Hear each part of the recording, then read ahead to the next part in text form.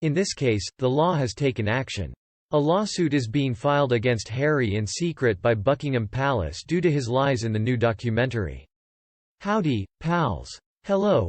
And thank you for tuning in to Royal Family News Update, where we will be bringing you the latest breaking news about the royal couple most infamous for their hypocrisy, Harry and Meghan Markle. As the documentary about Harry and Meghan's life continues to air on Netflix, new details from the first episode keep emerging. Many viewers have complained about the show's sarcastic editing and the inconsistencies in the couple's story, such as their conflicting accounts of how they first met and how they got engaged.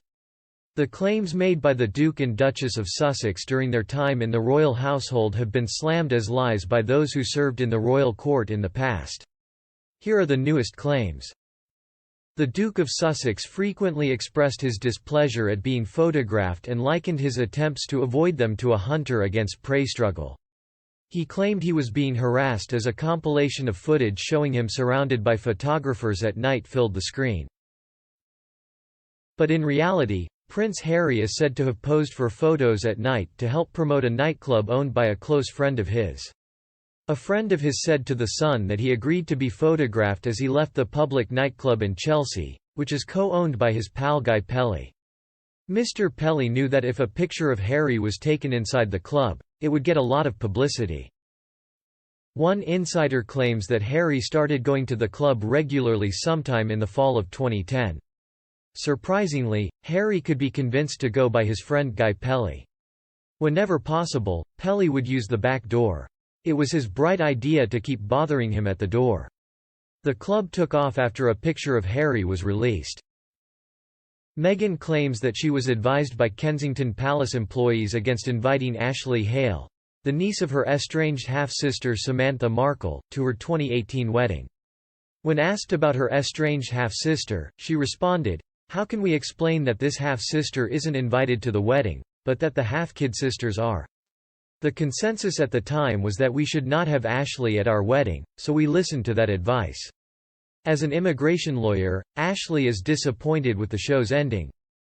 But sources close to the royal family say those rumors are untrue, and that they actually hoped more of Meghan's relatives would show up to the wedding so that it wouldn't look so strange. "It just didn't happen," a source told the Sunday Times. "Neither we nor she ever suggested or directed that any particular members of her family or friends be present or absent." An insider claims Meghan said she considered inviting Ashley but ultimately decided against it because of the extra scrutiny she would receive. "She never once questioned us about it. It goes without saying that we would never suggest she invite her own niece, and we would never try to dictate the nature of her friendships." One more insider echoed the sentiment, saying, "Meghan didn't want the media to know about Ashley. No one in their right mind would have suggested not including family in the celebration. It's completely made up. We hoped that having more of her relatives there would make the whole thing seem more normal to her." Only Meghan and her mother Doria were present at the ceremony because her father Thomas Markle suffered a heart attack after being falsely accused of staging photos for financial gain. According to Harry and Meghan, she was left to fend for herself and given no training in royal etiquette to help her adjust to her new job. Since Meghan didn't know what a walkabout was or how to curtsy, she claimed she had to look up the national anthem on Google. She complained that she had been abandoned with no direction, that she had no idea what to wear, and that she had to figure out a lot of things on her own. Harry said it was absurd that nobody was helping. But sources close to the royal family say that this was all a ruse, and that Meghan was given a detailed dossier on her potential future career, complete with contact information for people who could help her. One anonymous source was quoted in the Sunday Times saying, "There was preparation for everything, walkabouts, outfits, everything." The tabloid claims that Meghan met with only two experts, the late Queen's personal secretary Lord Geidt and a well-connected individual for fashion advice. It has been claimed that Suits producers used real-life photos of Meghan Markle being threatened by the media during filming. In the second episode of Suits, Silver Tree, the show's producer, revealed that intruders and photographers hiding behind bushes near Meghan's trailer had become a problem. There were photos of Meghan, and then there was a photo of a man who was obviously trying to take a sneaky photo of her. On the other hand, the picture was stolen from Alame's stock photo website, where it is for sale. You can get it for as low as £12.98.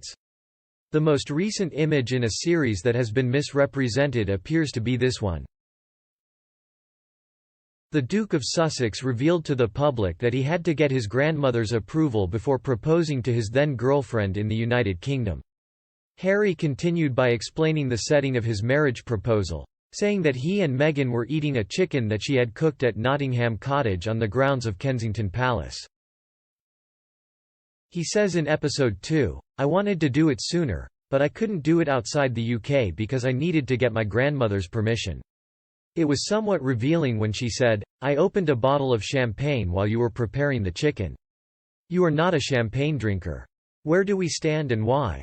I just happened to keep it on hand,' I said."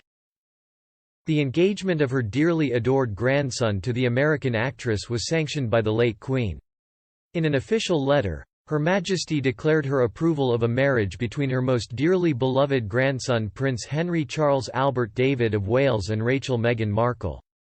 This approval will be recorded in the Privy Council's records and marked with the Great Seal.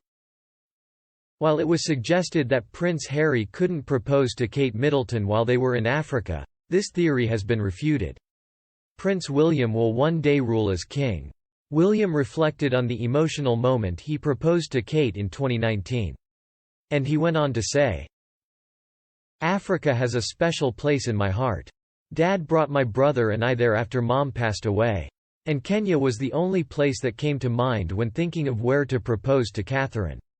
Host Zoe Forsey pointed out that Kate and William very famously got engaged in Kenya, and royal editor Russell Myers of the Daily Mirror called Harry's claim ridiculous on a recent episode of the podcast Pod Save the King.